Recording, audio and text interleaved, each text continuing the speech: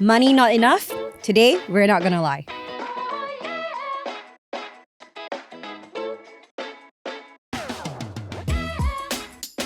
Hi everybody, welcome back to another episode of NGL People where we talk about things that matter. My name is Zell I'm Nata. and we've got two friends sitting on the couch here tonight with us. Can you share with everybody your name? Say hi. Hi everyone, I'm Keith. Hello, I'm Ashley. And today we're going to talk about spending money. We're going to talk about some bad habits that we form in our 20s and how we kind of like turn that around and some of our perspectives and tips on saving and spending money as well. So hopefully that's something helpful for everybody here. Good stuff. And we're going to start off by sharing with everybody our most useless buy. Okay, so on a count of three, we just show it to the camera. Okay. 1, 2, 3. Ta-da! All right. Everybody is like, probably, what are all these things? So Ash, let's start with you. Yes, What do you have? I have a really comically large glass prism. So basically, when I do photography, I need like this prism to kind of manipulate the light a little bit to get like very cool effects. You know, you put it on the camera, the lens, things that's like quite that. nice. So I broke a couple of those in the past. And I thought, okay, I think it's time to buy some new ones. Mm-hmm. So I went on Lazada. I said, oh, okay, this one looks good, but why does it cost $25? Cannot be. But that was the only option at that time. So I How went to much does click it buy. normally So cost? this is like $9. Yeah. So when it came in, it's like, oh, you have a package. I said, why is this package so big? What the heck did I buy? So when I opened it up, it was this red satin package. When I opened it up, it was like this huge thing that was inside. Like, Oh my gosh. Oh, did I buy You the should wrong should size? hold both of them up to yeah, compare the so this, which camera did I get? So this is usually the size that I buy, It's about the size of your ear. and this is It's the as long as size your that I face got. is. size of his Yeah, it's Oh as long my as your face, goodness. man. So it's a reminder to me to always check. It's a Check, very nice read your to description. proofread your purchases before you click pay now. Check your That's shopping cart. right. Very good. Wow. Okay. Keith, what are you holding in your hand? Looks like some spray bottle with So- very like sus liquid. So I have a bottle of car wax here. So one fine day I was at Woodley Mall with my wife. So happily going to my car after my grocery shopping. Then I think it's quite a young guy. He came out to me with 2 bottles in his hands. He gave me the pitch of his life about how, this will transform the way you wash your car and everything. So So it's like wax for car. yeah, correct. So like, Water wax. Oh. yeah, water wax, like essentially trying So to make he your... just started cleaning your car. Yeah. So he just Free went service. on. He said, "Do you have 5 minutes?" Before I even replied, then he went on. He's really pitch of his life. And clean. Look at that. Look at this. The So were you difference. very impressed? I was super impressed. There was like a difference that you could see. Yeah, I was so impressed. I bought not only one, but I got 3 bottles in my car. now. He did his job. No. So Why? I haven't used it for close to a year, and I think Expire already not. it's expiring in 1 more year's time. So if anybody, Hey, what? If you want to Carousel, buy, anyone you buy can 3 hit me up. bottle, Yeah. buy 2 get 1 free. Correct. Okay. Hit me out in Carousel. All right, Nata, Okay. what is I wouldn't that? call this useless. I Actually- call this an investment into my mental health. I have to agree. Okay. So I went to Tokyo Disneyland and then I saw this. I forgot how much it was, but I don't think it was cheap because it was Tokyo Disneyland. I was like, it's so cute. Can you please describe what this is? to our And then Spotify after that, right, listeners? I hit the sound, I let y'all hear. It's plastic. So I was like, I cannot put anything hot, but I promise I will drink water if I buy it. I bought this in 2019. I have not had a single cup of water from this cup. The thing is less than 100 ml, dude. Yeah, it's a shot of water. Yeah. But it's cute. So where has this been sitting? Under my office desk for the past 5 years. So it's the first time since Tokyo Disneyland. Yeah, it but has from seen now the on, light. I will look at it and remember that it makes me happy. You have to drink a shot of water every half an hour. After this, I will. Okay, very good. Okay, and guys, check out my buy. Actually, I'm very proud of it. I don't think it's useless at all. It's very cute. It is a sleeping duck lamp. It's very cute. It's so Oh my cute, gosh, you should put it right? down. Put it on Right. mine, then they can see. Okay, the- yeah. So it is literally called lie in peace, and then you can adjust like the brightness of the light as well by hitting its butt. It's very so therapeutic. Yeah, Who call you useless? Poor thing. yeah. You Oh my can put god, your I saw phone this on here, an right? Instagram ad, right? And then Yeah. I had to have it. It's like there was no decision making process. Indeed. I was like, I will buy it and then I'll find a use for it. Then if not, right, I really cannot like not use for it, or I will give it to my baby cousin. baby nephew. That's so cute, right, guys? So the entire intro to this episode is precisely what goes on in our heads. I'm so When we sorry, try to justify our buys. intrusive thoughts. Yeah, but yeah, I think it's very cool. I think it'll look very nice on our NGL couch also, right? Yep, The setup. Perfect. Put it there. Yeah. Shall we? Yeah. Okay, let's put it there. Wow, thank you everybody for bringing along your most useless buy. Actually, and I can understand, like Precisely. some of the psyche that goes behind your rationalization. But okay, let's think about it a little deeper. Okay, are there any spending decisions or habits, right, that we had back when we were younger? Could be in our schooling days or in our 20s that we realized that it wasn't very good. But it's just very common to have. Maybe I can start. I think for me, actually, I don't think there was like a bad kind of spending decision I make, but it's more of like a bad spending habit or a lack of a habit where I kind of keep track of my spendings especially in my uni days. I think that I have that mentality whereby I tell myself I will start tracking when I start earning money, right? And then the next thing you know, by the end of your uni life, right, then you realize you have no savings. Oh, yeah. Yeah. So I'm like, oh, how did that happen? Because I mean, for guys, we go through army, right? So Oh we my have, gosh, actually you should correct, have more we money. we have some income. Also, you spend all your NS salary also. I guess so lah. I don't see anywhere. Oh, okay. Or maybe under my bed, I don't know. But yeah, so and then I realized that that is something that I wish I could have kind of redid if I were to go back to my early days. I think I'm a bit similar to you in that I didn't track. But I think one of my habits was that I will always spend majority of my income so that at the end of the month, it's like net zero income. So it's like the money coming in at the start of the month, and then the money goes up at the end of the month. So it's like essentially I didn't earn anything. Okay. And so I always wonder where my money go? I only spend money on food, maybe a few camera things, and I A spend few camera things. Yeah. This was still in army, by the way. So just a few tech stuff, and maybe just spend a bit on other things. Is it you feel like as long as you still have money, you can spend it? Yes. As long as you're not in deficit, it's still okay. So it's I haven't finished so clear out for the next batch to come So in. my The worst kind of Fresh you. money. so my kind of limit was if my savings hit is nearing this certain amount, then I will kind of okay, I need to slow down. I can still spend money, but I need to slow down a little bit, try to tahan until the end of the month. Okay, maybe the next pay come in. Then Okay. So for Nata, you also you I know where my money's going. Shopping. 100%. Okay, I honestly never had savings until I started work. And the context is my parents used to give me pocket money daily when I was a student. So only till I think midway through uni, then I told them you have to start giving me monthly so that I know how to Apportion, proportion my money. Because before that, right, there's the certainty that I will surely have money tomorrow, ma. So it's exactly what we were talking about with Ash lah. Finish it today, tomorrow the new money will come in, ma. Yeah, so I think as a student, I used to spend most of my money, if not all, on food. When I was in uni, then maybe Grab. Then last time, right, it used to be a thing where places like Forever 21, H&M, right, they will sell earrings in big slabs. And remember I cannot every time I see, I just want to buy. Every slab got maybe 15 pairs. I think when all I the studs very nice, yeah, right? You will and think I'm that a you use person of possibilities. I see something, I'm like, wow, I can imagine myself wearing it one day. So I buy it. Then after that, right, one day I decided to organize my earrings. I kid you not, I had 200 over. What? Yeah, Wait, 200 earrings? yeah, I had 200 over. 200 pairs? Yeah, so 200 over pairs. Oh, you not can just wear for 200 1 pairs. year. you can mix match. Yeah, I can. Yeah, And possibilities. right, the Endless, best is right, from every slab 15, actually I only wear 2. Then everything is still in. So in the end, I gave away all the slabs. You can do TikTok live stream now. Yeah. Now I'm quite embarrassed. Last time, actually, I'm quite proud of my collection, I see my 200 plus, I'm like, wow, this is my thing. I'm the earring girl. Oh my god. But it's quite terrible. Wow. So when was there a turning point where you realized this has to stop, man? Yeah, when I started work and then I spent my own money. Then I was like, You realized tomorrow no more money. Mommy will not give me extra money tomorrow. Oh man.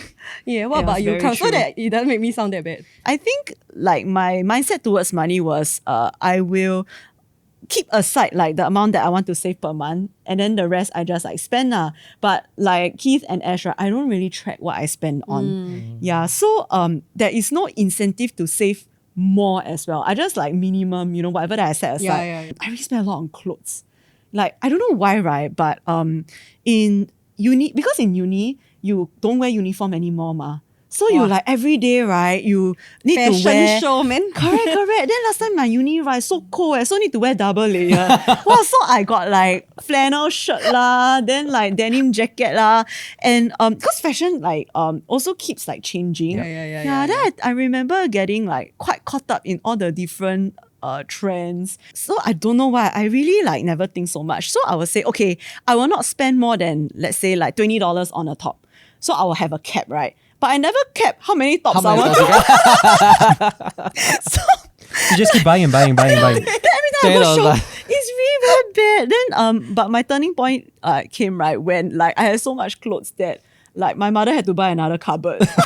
And then she That is scolded me. wow. Yeah, so like she made me do like those flea market, like to sell off all the clothes I didn't want. So then I tried to sell, but nobody will buy. $1. Yeah, like I first I sell off $10. Then at first Nobody it's buy 20. one. Nobody buy. Yeah. Everybody buy it's $5 $5 and and below, correct. Wow, so it was so tiring the whole day, and I couldn't even make enough to pay off the rent. So I realized, wow, okay, I really like don't want to spend so much on clothes anymore. So now I just limit myself. Like I only have one cupboard. Like whatever that I Very spend, wise. whatever that I have, right, must be within this Within cupboard. that I cannot buy another cupboard. Wow, Never this is touch so one. terrible. Okay, sorry, we are like bearing our bad habits. Okay, this was us in the past. So how have we changed, right? Yeah. Actually, I'm very interested to know because, like, for Keith, right, like you are right now, you are at a place where you are, you're married, you have a house, there's a lot of things like that you have to like pay for, and then how do you maybe learn right the importance of tracking, and how does that look like now? Oh, I think the turning point was when I started working, and then I started to realize the people around me actually have some sort of mindfulness when it comes to spending, right? Like, for example, I had this friend that like he will really track all his spendings to the cent or if not the dollar, year on year, and then randomly he will come and tell me, hey, my spending for last year dropped by 10%. And I was like, dude, how do you even arrive at 10%? So he literally tracks. And then that made me realize that, oh, actually, like, it's a good habit, right? To track. And not only that, I think the people around me at that time were also people that I think had more resources or like better backgrounds as well. And then to me, it was like, wow, if these people who had more resources or better backgrounds are like more prudent than me, then wow, I should reflect. Like, it's not like I got a lot. It's like, then I better start kind of tracking and changing my attitude towards how I view what I have, or just being mindful of what I spent on, and what or rather what's my thought process before deciding to buy something. So what kind of thought processes will you have now? So like example, let's say if it's a real big item, then I will really think about whether I need it and all. But not only that, I think something that I kind of adopt myself was to actually ask people around me. Yeah, I know it's a bit counterintuitive. Like people tend to like, I have my money, I just spend whatever I want, right? But actually I realized that actually I'm very weird. Like I will go and ask like my wife or like my friends, like, hey, do you think I should buy this? Yeah, but okay, honestly, like even if they say yes or no, right, it doesn't really matter. Need to hear some opinions. Yeah, but I realized that through that conversation, you kind of realize you become clearer yourself. Yeah. Yeah. Right, like- you stretch out the time that you take to make the decision rather than just buying. correct. So like how some people they will add to cart, right? But they never check out one. For me, Oh, actually, that's a good thing, right? it has worked out for me. Yeah, because Shopee, you like that's why you start, you can like suddenly $200 in your cart. Right. Yeah, really. And then you justify by saying can collect coins. So the next time you can like get more discount. This episode should be called Confessions of a Shopaholic. Yeah. So bad. It should be please do not follow this. But Okay, watch. like exactly that thing. Like I think that actually helped me to be more mindful of the amount of spending. So like because if you just cut out everything that you added to cart, right, you are confirming every frivolous purchase. But after I add it in, right, I think I give myself time to sit on it and then come back maybe like 1 or 2 days later to see whether I still want it. So don't go in during the 11/11, 12/12, whatever, because you will always feel pressured by the 2359 deadline, right? To cut it out. So I just add it in, right? And then I realized that the next time I see it is the next time I go through a shopping spree on Shopee. So actually I don't think about it after that day. Like it just sits Interesting. in my cart, right, for Yeah. very long. But it's a double-edged sword lah. The not so good thing is that I procrastinate buying things when I need to buy it. Yeah. But the good thing is that it actually helps me to cut out quite a lot of these like stupid, frivolous purchases, especially when I fall prey to cute, ugly things very Like that easily. cup lah. It's not ugly, it's just cute. Like the cup. Okay. That one happened live at Tokyo Disneyland. I did not have 2 days to wait. Yeah. So I She bought had to it. cut out immediately. But yeah, also that procrastination actually helped me a little bit. And like, yeah, lah, checking in with whoever is involved in the decision. Right. Yeah. Was it hard to keep this a habit? Because I can imagine it requires a lot of discipline, self-control that I guess we never had to have. Yeah. Yeah, of course it's hard, right? Like, it's always like a rabbit hole. Like once you start Okay. buying something, then you start thinking of buying more. Right? Whether is it like a big ticket item or whether it's Oh, a true. small ticket item, Yeah. it doesn't matter, right? So I give you an example. Like one fine day I see like random things appearing, Shopee delivery at my house. Ding dong, then I take one. The next thing I know, I have 10s and 20s. It's all for my wife. Whole stack. Yeah, dog. like what garlic tray lah, cloud tissue box, that kind of thing. So it's a rabbit hole. Then I think even if you escalate it upwards, right, it's still the same kind of struggle. I think. Like for example, let's say, I get one luxury watch, and then the next thing you know, you are scrolling at the second one, and then the third one, and then the fourth one. So that actually happened to you.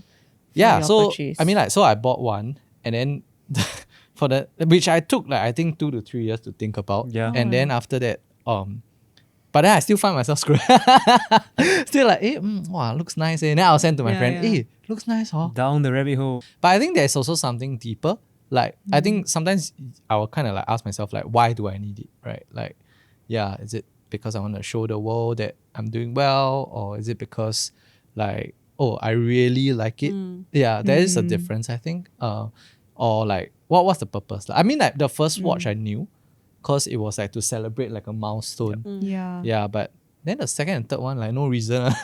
You are just waiting for someone to say, wow, hey bro, new watch. Doing well. It makes you feel good. Yeah, or like, wow. And then you're waiting for the Instagram DMs only, right? Like, wow, new watch.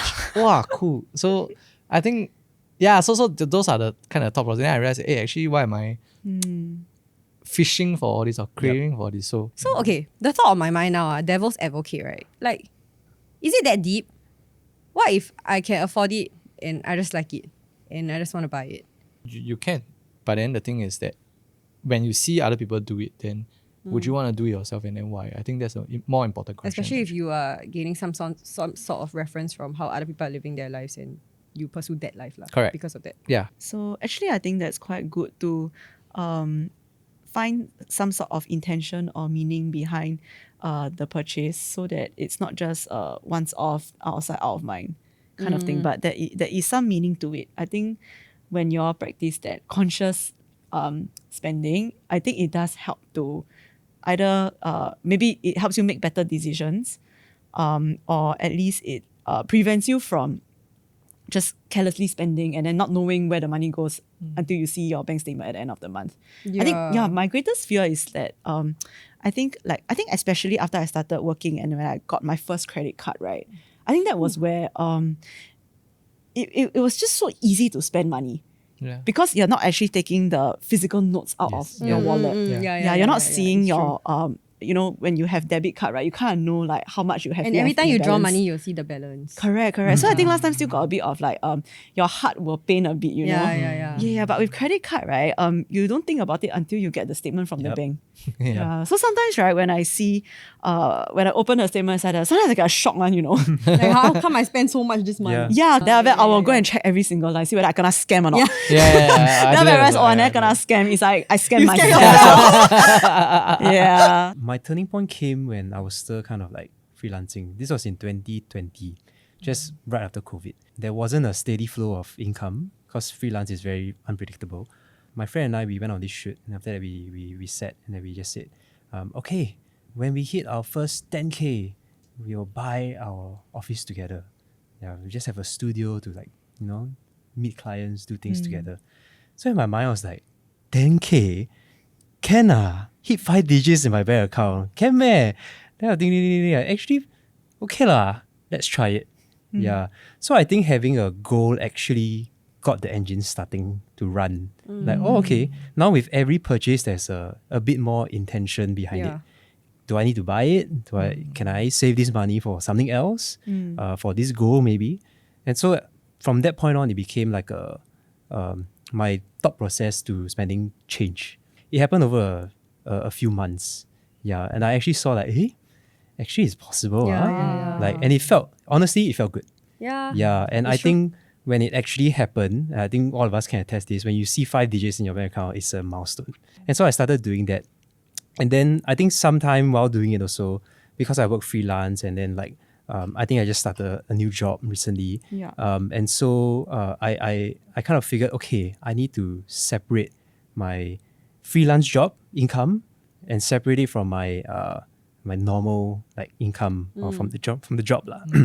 So I did that. Everything was in one savings account. Then inside just separate into 3 after that. And then I saw from there, again, my spending habits kind of changed a little bit, because now this money that was earned from my freelance job is like, has to be, like the freelance money that I earn has to be used for freelance stuff. So the mindset completely changed from there. So I cannot buy personal things from that account That's anymore. interesting. Yeah. And so it was like, okay, I have to watch that side also. If I buy, like, let's say a camera, for example, is the camera for my own personal use or is it for like my job? So if it's for a job, then of course use the freelance savings. But if it's for personal use, then okay, I have to think about it a bit more. Yeah. Oh wow, very good. And so that's where I started to do that whole split. And once I started doing that, I saw like the savings started to grow a lot. Yeah. Wow. Yeah, I it's feel like interesting. that's very good, because the increase in your income wouldn't translate directly into an increase in your appetite in some sense. Like you Yeah. kind of curb it by choosing where Yeah. you want to channel that increase of income into, Yeah. which is quite a good thought, I feel. I feel like for me, the changing point came when I started work, after becoming a working adult, then knowing that, okay, possibly in perhaps like 2 years' time, right? I actually really need to finance a wedding. In time to come, we need to start financing our house, right? I think those things make me hyper aware that everything that I spend now has an opportunity cost. Yes. And like I can choose to fill my wardrobe with all these clothes that gets increasingly more expensive because your appetite can just keep shifting. I think it's like once you hit a new baseline, right? Then that is the new low. It's like last time, right, as a student, you're willing to eat like meals under $10. Then once you eat meals that are in the $10 to $15 range for a while, right, that becomes your new normal. That's true. Then the Yeah. $20 plus range, that becomes your new normal. Yeah. So I feel that's something that actually you got to be very mindful to watch out for, which I had to do when I started work, and then I knew that I had to save up for these things in time to come. So starting work actually helped me to become a lot more like mindful of my spending. I agree actually. I think though, because I was thinking about what you asked, right? Like, what if I have enough and then I just buy what I like lah? Like, doesn't matter, right? It's not like I go and borrow from people, whatever. But I think then the idea of opportunity cost comes about also, right? Yeah. Like, if you don't buy what you like, you actually can steward this resource even better, right? Yeah. Like you invest it, or you give it to loved ones or whichever, right? So I think it's usually not so two-dimensional, like oh, I like it, I buy it kind of thing, right? Like I think maybe at the end of the day you will still buy it, but then I think it's good to go put yourself through that rigor or that process of thinking like, if I don't buy, what can I do with it? the money. Yeah, that's very true. Yeah, because Yeah. but if at the end of the day you still decide that, oh, I still want to buy it because I really like it and stuff, then sure. But at least you put yourself through that rigor, and then in future, whatever you buy, then you will put yourself through the same rigor. And then I think that is good stewardship of resources, essentially. It's true. Yeah. Yeah. It's healthier. I don't know whether this is everyone, but I found like for me, like with what Keith said, right? Like when I don't actively think about how else I can use this money, actually my whole treatment of money can be quite self-absorbed.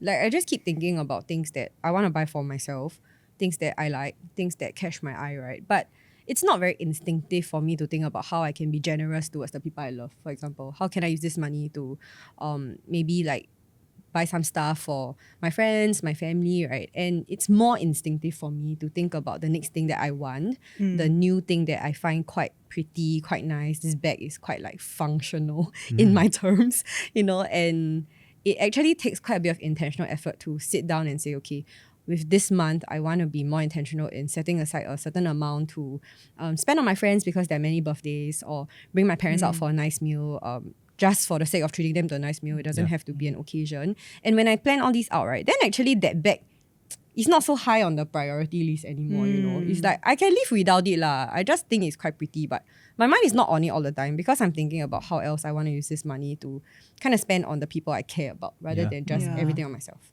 Yeah. You know, nowadays, like TikTok, you always see all the inspirational speaker, and they always say it's not about how much you save or how much you not spend. You just need to earn more so that you can spend more. I think that's quite like warped. It's like then just increasing your end appetite up for you more are and trapped in a more. rat race, right? Then you really become rats. Yeah, I'm a human, Yeah, not a rat. Like, But actually, that's a very common mindset today, though.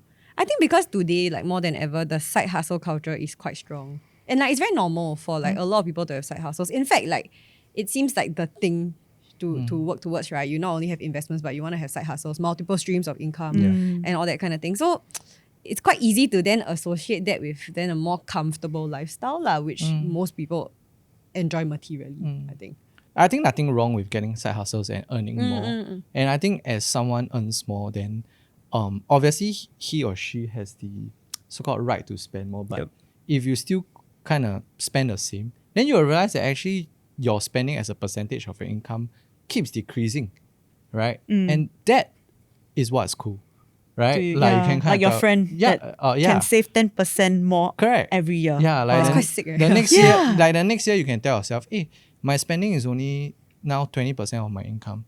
Then the next year is like it's only 10% of my income. I think that's a bigger flex than hey, I'm earning more I can buy so this that I watch, can I can spend buy- more. Yeah. It's like what the. But I guess it depends on what you prioritize, right? Like if you prioritize your enjoyment today, then that makes sense That's to true. like increase my income now. But if like for you, I don't know, like you and your friend maybe, like is it because you guys prioritize something in the future? You guys prioritize being able to buy a second property or things like that, you know?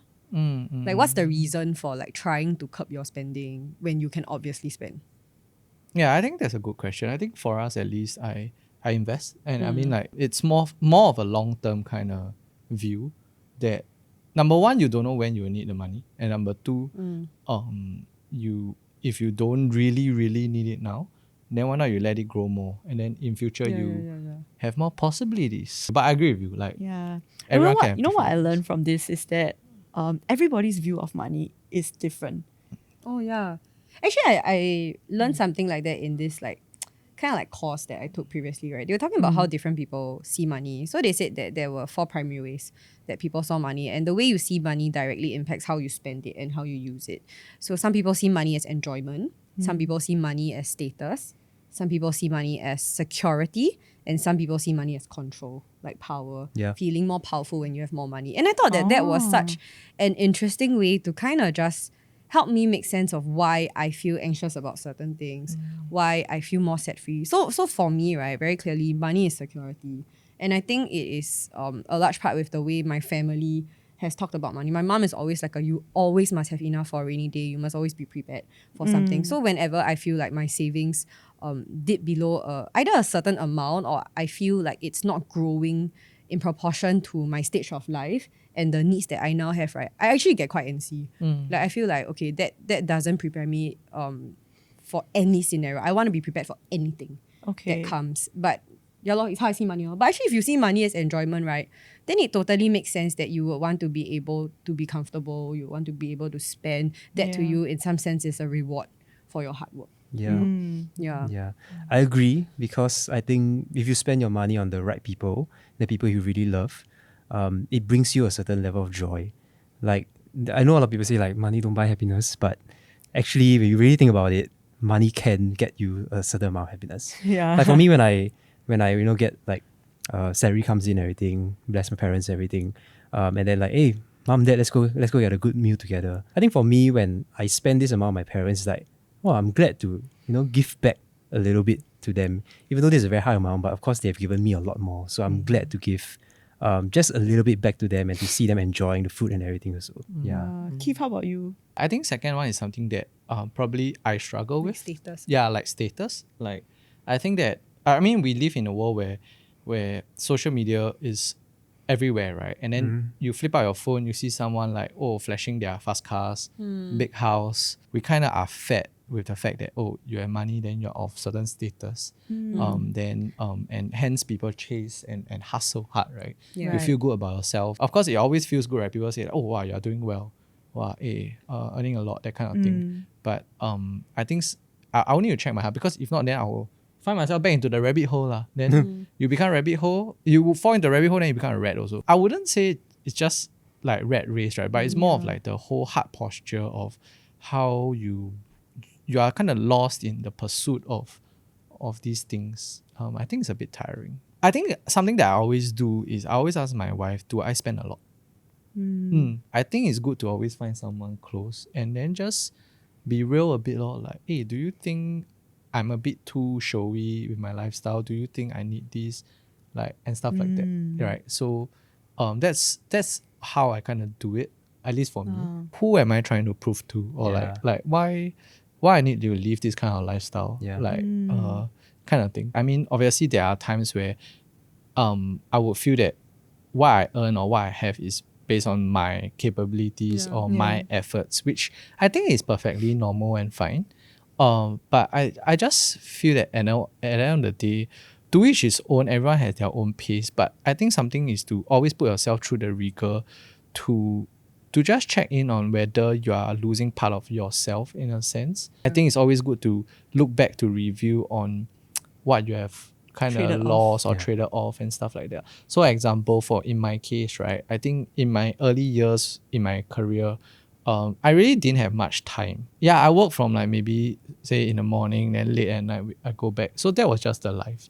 Because my dad works overseas also. Then I realized, actually I don't talk to my dad for like a good few years. Wow. Right? Like, so I don't talk to him as much. Then there was some moments where I realized, I lost kind of precious time there because they are growing old, right? So it's little things like that. So I wouldn't say that there's one thing that made me want to check my heart or check back. I think it's a factor of things. Like I grew up with a mentality that I need to steward. Then also when I actually started working, then I realized, in the pursuit of all this, I actually lost something that I can never take back. Yeah, and whether the money you're earning and spending does align to what really matters to you at the end of the day. Correct. Yeah, I think that's correct. Do you feel this is something you grew into in your 30s? Yeah, I would say so. Yeah, actually for me too. I would think so. 20s, I never think so much. Yeah. Okay, Ashley's ahead of us. Yeah. Yeah, In your actually 20s, you very think quite a mature, lot, yeah. honestly. So a bit nerdy here. I just remember a quote from Avengers Endgame. Yeah. There's this part where Tony Stark was talking to his dad, like in the past. And then the dad said, no amount of money ever bought a second of time, which I thought that resonated very well. No matter how much money you have, if you don't spend, really time with loved ones is the most important. And no matter how much money you have, if you lose that time with them, You won't get it back. You won't get it back. You can't buy it back. Money cannot buy time. Interesting. Money can buy happiness, but cannot buy time. can't buy back time. Sorry, I'm just thinking about how money bought me time in the morning when I grabbed to work. Okay, then Fair. So I think we've talked about quite a bit along this whole topic of money and spending today, right? Do you guys have any closing thoughts that you might want to add? So as a Gen Z, I just want to clear the air. Yeah, I'm the only Gen Z. I'm the only Gen Z here. Yes. Oh, yeah. Yes, I'm the only Gen Z here, young people. Yeah, I just want to say I think there's a misconception that this generation spends a lot of money. Wow, concert tickets, vacation, all that kind of stuff. But I think this applies really for multi-generations lah. Is that really nobody is actually crazy in spending their money. It may seem crazy to you because you're projecting your image of money onto them. It's like, if I'm not spending my money on this particular item, then the whole world shouldn't also spend money on this particular item. And so when we project ourselves on them, it's a very dangerous zone to play around with because everybody, like what you said, everybody's view of money is different. Each of us have our own individual upbringing, lifestyle, how we were brought up, and things like that. And that shaped our individualistic view of money. And so because of that, like, I don't think it's our right to say like, oh, because this person spent so much money on this particular item or this particular things, that, oh, they're crazy. So I think let's break that mindset. Whenever we see someone spend money on something that we may deem, useless, it could be useful to that person in that particular point in time and in that particular situation. I agree actually. I think at the end of the day there's nothing wrong with really hustling and devoting all your time to earn more money. I think that is okay. But I think what's important is to actually go through that rigor. Because the last thing you want is you just do it and then you don't have that mindfulness of what you might potentially be losing or what you are trading off. And then 10 years, like 5 years, whichever time down the road, you look back and you realize you lost something. It can be time with loved ones. It can be even part of yourself, your own identity, who you are, your values. Yeah. It's kind of like you enter, in some sense, the rat race on your terms. So that at any moment, if you want to exit it, you can. You're not just somebody who is, in some sense, helpless to the system. Yeah, you take ownership of the decision that you make and then you make peace with it and you move. So that's what I think. I feel it's also interesting to think about the whole idea of like appetite and income. Like one personal reflection that I had because in like maybe like the past, like 2 years ago, I spent quite a big deal of my time thinking about or wishing that I had more income, I could do more of these things so that I could have a more comfortable life, right? But after like kind of going through that whole process for a long time, I sat down and thought about it, and I realized that a big reason why I was in that state of like distress and sometimes even anxiety was because even though my income was perhaps at this level, I had the appetite of somebody who was earning so much more. Like the kind of things I liked, the kind of things I desired, how I envisioned my life to be did not match the income level that I was at.